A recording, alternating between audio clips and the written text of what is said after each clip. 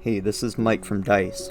I'm going to show you a nifty little feature of these pie charts here in the commercial portal. On the left you see the proportion of each signal type that's come into the system, and on the right you see the proportion of signals by account number.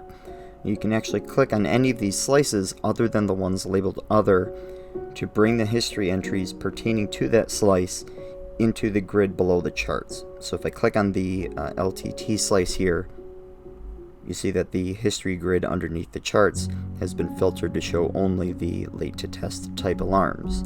And what's more, you can pick another slice from the other chart to find sort of the intersection of those two slices. So if I were to click on Dan C's slice, now we see all of the late to test alarms that have come in for the account Dan C. This line chart underneath the pie charts actually has the same click functionality as the left chart itself, because they're both showing alarms by type.